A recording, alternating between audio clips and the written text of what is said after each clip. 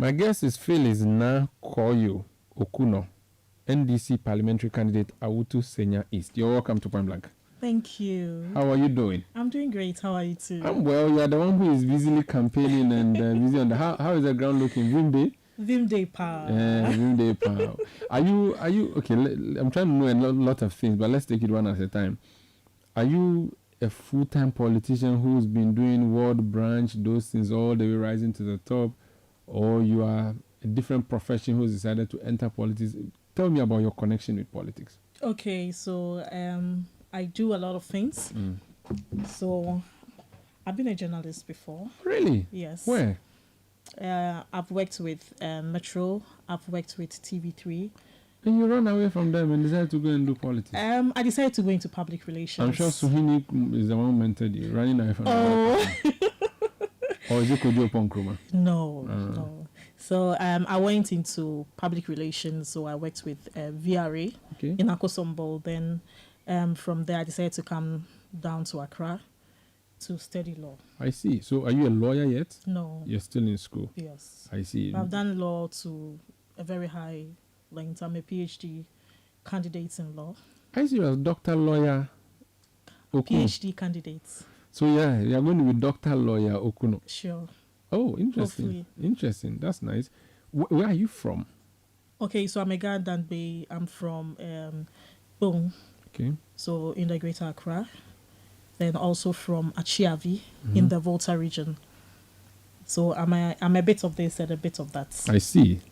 And how long have you been doing politics for? Okay, so I started politics since my time in school. I remember GIJ way back. You went to GIJ? Yes. My GIJ? Your GIJ. Which year did you finish? 2008.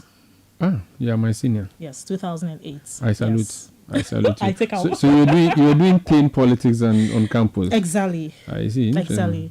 So before I moved away to do other things like joining the media and then doing public relations, and then I joined the national communication team as well. Then my journey started from there. I see. Yeah. Why are you going for Kaswa or Awutu Senya East? Why did you choose that constituency, or is it a constituency that chose you?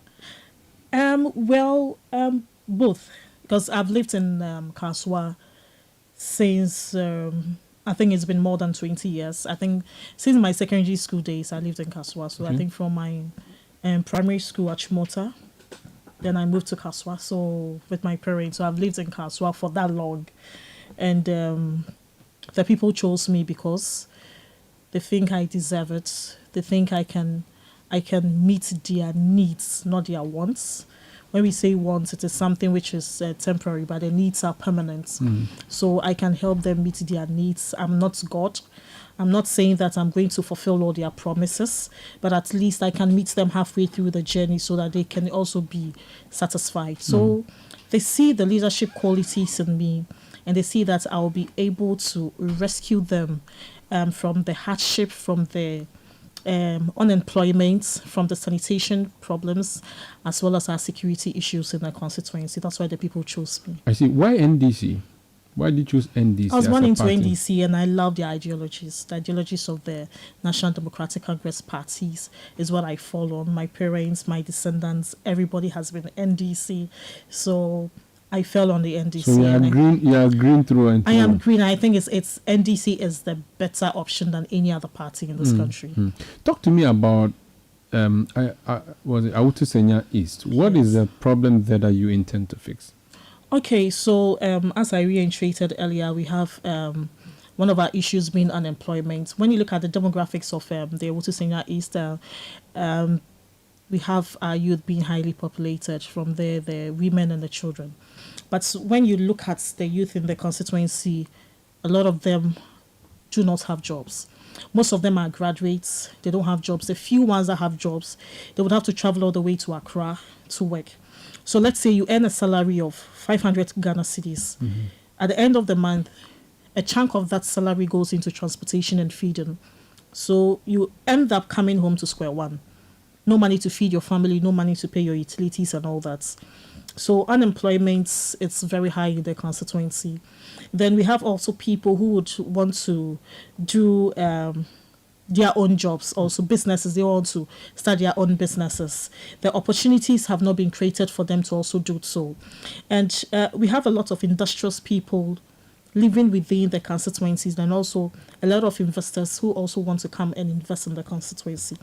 But all these things boil down to security, because when the place is secure, when the security is high, when the security is good, I believe that we'll get that those investors that we want to come and invest in the constituency, where we will get a chunk of our youth being employed in these industries. So that is my core mandate, to get the jobs for our youth, then also to get the investors to come down to the Awutu Senya East constituency to give us a factory or a source of job for our youth. Then also when we look at our women, we know that most of our women are traders, and sometimes even raising capital for them to do their trade is also an issue. So we're also looking at avenue where we can also raise capital for them, teach them and the entrepreneurial skills. I know most of them have the entrepreneurial skills, but how to even invest and make returns and also get profits is also something that so far we have done a lot within our market women and within those who own the shops within the municipalities, also giving them soft loans and other things. Now we're also looking at our sanitation problem. Aside the bad roads, the water.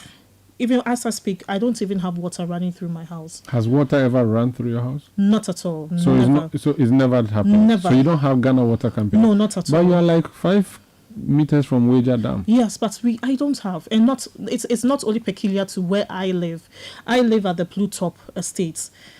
People who are even closer to the roadside, Opeikuma and the rest, do not even have water. Is it that Ghana Water hasn't sent water to Kasua at all, or it's not in every household? Okay, there are some areas that there is water, but even with that, they claim the tap flows maybe once in a month or so. And they ration the water. Yes, but I don't know what that's finished. But do you know whether Kasua is with community water and sanitation, or you are with Ghana Water? Do you know who supplies water? We are with Ghana Water. You are with Ghana Water. Yes, we are with Ghana Water. And as far as you remember, Kasua doesn't have constant water flow. No, not at all. I've lived in Kasua for more than 20 years, and no. How do you think that can be fixed, or how can you fix that? We need to, you see, we need to come together with the Ghana Water and know what their challenges are. I know that it is quite difficult for them to do this alone. So sometimes you need to have a meeting with the neighbors, those in the community, so that we come together. There are landlords associations that meet all the time who would want just that the people would come on board. Let us sit down, Giorgio, and let's see how best we can get the water. Because if you have water in your house, it saves you a lot of costs. Because now I think a tanker is about 800 to 1,500. Because I buy the tanker almost every 2 weeks. So, but if you are getting the water running through your taps, it saves you that cost. So I think Ghana Water should come in Giorgio with the communities or the opinion leaders within the area, so that we can see how best we can help them bring the water. But some of these things, you see, as an individual, when you want to push in some of these initiatives, also, sorry, go and see the municipal, go and see this, it is not your job, but because they think that you want to score political points. Because we have all the rich ideas, we have all the engineers that can come on board. But your party has been in power for so many years, 92 to 2000, 2008 to 2016. You didn't fix the 16 years out of our 30 years. You didn't fix the water problems. Yes, why should I believe you now that you will fix it? You know, Kaswa it's a very big constituency, and I think it's it's the 4th largest constituency in Ghana in terms of population. And when you see how Kaswa is growing fast, it's more like urbanized community. So everybody's moving to Koryoo. Every day the population is growing up. In the 2020 elections, for instance, I think people that were eligible to vote were just about close to 154,000. This year, we haven't finished with the registration, but we are already within the 180-something to 190,000. So over 40,000 people joining. Exactly. So this how fast Kaswa is rising. And there are things that when you were saying in 1992, in 1992 to now, things have happened in Kaswa. There have been changes. When you watch between 2012 to 2016, you can see a lot of infrastructures that were put in place by the able leadership of the next president of the Republic of Ghana, His Excellency John Dramani Mahama. Except that you forgot to bring water. Initially, when you are traveling from Accra to Kaswa, because when I was in school, I was doing GIJ. I left campus. I was doing the evening school. So I left campus at 8 p.m. only for me to get home at 3 a.m. because I will stay in traffic for all these hours. It hasn't changed. It has changed. No, it has not. It has changed. Kaswa, people have left their girlfriends who live in Kaswa because of traffic. No, they refuse to see their girlfriends, but it has changed. No, they've just decided that, Charlie, it's too much. No, it has changed. Are you sure? It has changed. Just last week, people slept on the road. No, it was because of the rain. Yeah, but even the rain aside, Kaswa is a traffic-prone area. No, the traffic has changed because even after the toll booth was removed. No, I do Kaswa 40 minutes plus. So and right minus, now, if you leave here now, plus and minus 40 minutes. If you leave here now, yes, plus and minus at 7 p.m. Plus and minus. You're assuring me that you get home before 8 p.m. Plus and minus 40 minutes. Are you sure? Very sure. Okay. Because are you giving credit to NDC for that? Exactly, because of the inception of the overhead. We have 3 major overheads in the castle. The major one, we have the one at Galilee. Then the major one is from Amanfrom to Opeikuma Junction. Then we have the other one at Crispo City. So this has eased the traffic. And all these have been done by the NDC? Exactly, by John Dramani Mahama. And even outside the building of the overheads, there were some other roads that John Dramani Mahama constructed that eased the traffic. So let's say, for instance, when you are going to Iron City, you don't need to go through Kaswa. You can go through Galilee. That's the first overhead you see. You can just go through Galilee to Iron City. When you are going to, let's say, Opeikuma, you can go through, Amanfrom, or you can use the other road. So all these things, it doesn't bring that much traffic that it used to when the road was just narrow, just to the double lane. Then we go. Now it has eased all this traffic. Let's talk about about the markets as well. Hospitals were created, and the only secondary school we also have in the constituency was also built by His Excellency John Dramani Mahama. That's Odupompe, his secondary school. Let's talk about Kaswa as a township. Often when we say Kaswa, it's a complex mix. Where does Kaswa start from? Not Kaswa necessarily, but where does your constituency start from and where does it end? Do we sometimes attribute wrongly places that are not in your catchment area, in your territory?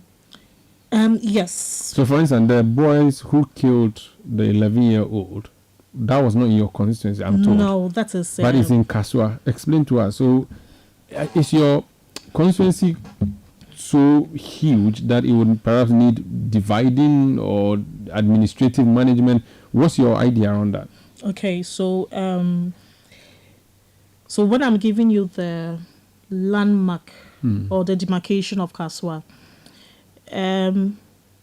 Opeikuma, for instance, is on the borderline. Then with which constituency? Bujumburam, that's Awutu Senya West. Okay. Yes. So with Bujumburam. And we brought water to Opeikuma, the entire Opeikuma. NDC brought water there. From where? NDC in 2016. We connected to Ghana Water. Okay. Yes. Then when you go to Okunor, the border, that is, you're also going to Papase number 1, and that is also our border. So let's say J River or J Koryoo. That is also our borderline. Is that with Ayenswano? Do you know what your neighboring constituency is? No, the neighboring constituency is still Awutu Senya West. Same thing, okay. Yes.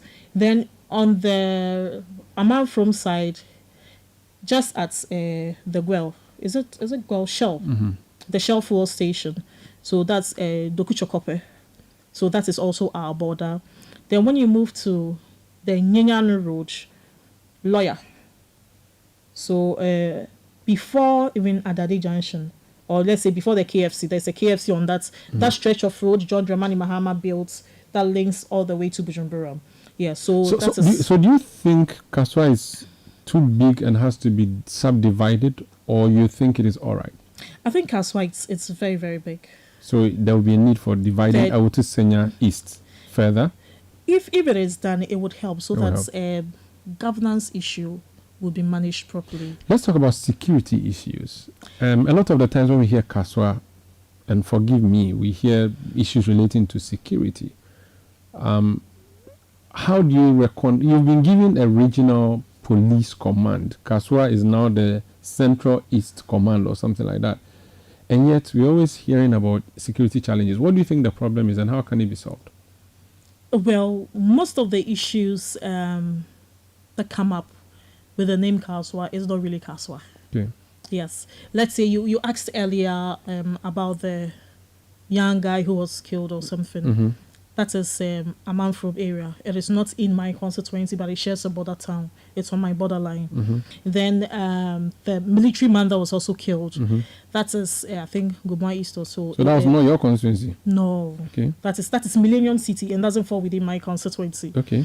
Then I think the recent one, I think yesterday or so, there was some breaking down of some building. Also, they said it's Kaswa. What about the stabbing of the member of parliament's son? That one happened in your constituency? No, I'm not aware of anyone who has been stabbed. Oh, his name is Mr. Kumsin. He was stabbed. No, I'm not aware anyone has been stabbed. What I'm aware is some hoodlums attacked one guy who is called Asma. They beat him up. They were about 30 or so. They beat him up. They broke his head. He's currently in hospital. I don't know of anyone who has been stabbed. You're not aware that the son of the member of parliament, your competitor, I knew someone has been injured, but you don't know it was a stab wound. No. And that stab wound was inflicted by the same asthma you talk about, according to the NPP. According to the NPP? Yeah. So how can someone who was attacked, No, he stabbed before he was attacked. Someone who was attacked, beaten by over 20 people, stab someone? He stabbed before. That is not true. The police are dealing with that, and why would they be dealing with the victim if he's truly a victim? That is not true. The police are not investigating him? They've not arrested him? That is not true. Which one is not true? That Asma has not been arrested? He has been arrested. Why would they arrest an injured person? And why would they arrest a victim? That's what I'm saying. So why would they arrest a victim? So why would they arrest a victim? Because he is a suspect. Because the police are not doing their job. What job are they not doing?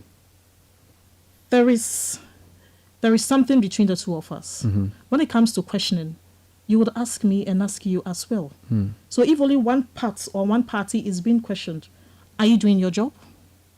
It depends. If there's no need to come and ask the other party, I will not go ahead and ask Really? them. I'll deal with the person who is a suspect. So and when, for now, Asma is a suspect. when 20 people have attacked me, when 20 people have attacked me, broken my head, do you think I'll still get the courage? It was a retaliatory attack after you stabbed somebody. Retaliatory attack? I doubt. That's not what happened. That's not what happened. But you do know that the other person has been stabbed, and that stabbing... I don't know of anyone being stabbed. You were arrested in relation to that, according to what the police statement said. I've never been arrested. You were invited? I've never been arrested. Were you invited to the police station? Oh, yes, I was invited to the police station. I was not arrested. But did you go to the police station? I was there because I had to go there. My driver was arrested. My security guy was arrested. Where were they arrested? Because the gun was found, a licensed gun. With registered. Them. With them? Lying in my car. You left your gun in the car? In my car. And where was your car at the time the police arrested your driver and your bodyguard? Oh, it was far away from the registration center. So why would the police pick up a random car which has nothing to do with the registration Okay, so center? the police didn't pick up a random car. On Sunday afternoon, I think, yes, around 11:20, one of our national officers visited Kaswa. That was when the unfortunate incident had already occurred. So visited Kaswa, they said that we go to the grounds to ascertain the impacts on the grounds. So when we got there, the regional commander was there, the divisional commander and the district commander. They were also there to ascertain the situation on the ground and to keep calm. So as soon as we got there, there had been a barricade. So we even parked behind the barricade. When we walked in, the commander said we should stand there because he didn't want us. They are still calming the people there. But there is an instruction from the IGP. He needs to brief us. And I said, okay. So he reached out to the other party, the executives that were on the grounds. We came together. So in the middle of the debriefing, I realized that land guards, hoodlums, had circled us. We were having not in a room. We were standing under not even under. We are standing in the middle of the road. They had circled us, just jumped into my car. My driver was in my car. My security man was standing outside, close to my car, like by the door. And I was with the police, with the National Executive, Mustafa Bandi, the Deputy General Secretary of the party. So the hoodlums attacked us. Then one raised his dress, and that was a pistol. Then the other one also took out a knife to pierce my security man. So he started shouting, "Commander, commander, commander." Then the police took hold of the situation, surrounded the car. Then the hoodlums opened my car, started pushing my security man around. They pushed my driver out, they slapped him, and then they took the gun out of my car. So that was what happened. But a gun is registered in your name. It is registered. Why do you carry a gun in Kaswa? There is a need for me to do that because I can best protect myself and not any other person. Against who? Why are you protecting yourself against? Against Hawakumsin. When we go back into the 2019-2020 elections, Hawakumsin pulled a gun on me on 4 different occasions. No arrest was done, no interrogations, no investigations, nothing. So you decided to get a gun to face her squarely? The case just died. And since the police haven't provided any form of protection for me. So you want to take the law into your own hands? I'm not taking, but it is a registered gun. But you are ready to shoot and kill? I'm not ready to shoot and kill. The gun was lying in my car. I'm not ready to shoot and kill. But the gun is not a mobile phone. You have it for a purpose. Definitely to shoot somebody. No, obviously no. You want to shoot your MP? Oh, I can't shoot her. Talking about your MP, and we have to go. In 2020, she pulled 57,000 votes. You pulled 51,000 votes. In 2016, she pulled 34,000 votes. Your NDC candidate at the time, Adams, pulled 24,000 votes. How confident are you that you can defeat her this election? I am more than confident. In 2020, I was so confident. In 2024, I am more than confident that I am going to defeat her. We say experience is always the best teacher. And we have learned a lot of things that happened in the 2020 elections. And I will say we are correcting our wrongs in those 2024 elections. So there are certain things. She's a minister of state. Who cares? She has developed the area. They would vote for her. Develop continuity, where? Breaking the 8. Develop where? Kaswa. The only development that I know, or that the good people of Awutu Senya know, that has happened in Awutu Senya East constituency was done under the able leadership of His Excellency John Dramani Mahama.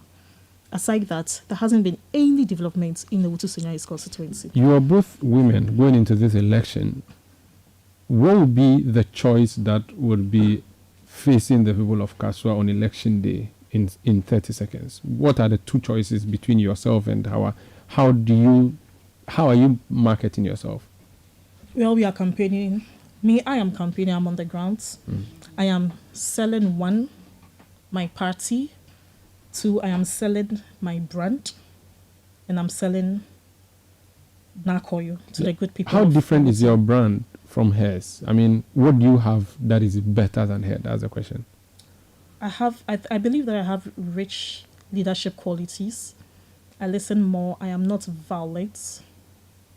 And you will not be violent? Not at all. Why would I be? On election day, you will not? Not at all. You are from... You said you are Dangme and you also Efe. I don't know if you speak all those languages. Are they spoken in the area? Yes. Okay, I want you to use all the languages in just 5 seconds each. Tell the people that you don't want violence in Kaswa or in Awutu Senya East ahead of election 2024 and after the election. I want you to just quickly say that. Okay, so I'll try. Speak the ones you can. It could be Tree, Gang, Hausa, whichever one you think you can speak. Okay, so after all these, in the 2020 elections, Woliake, Dibinite no, ni Mamile na Chole Rambo, ni ke Minister Jileni, Madam. What I want you to say is to tell people, okay, on election day. I'm starting from the premises. No, don't that premises. I don't like it.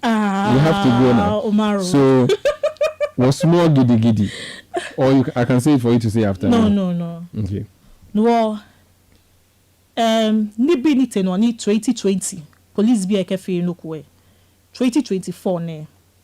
Was small ya kan giddy ye kaswa. Wata wani kaswa ejo.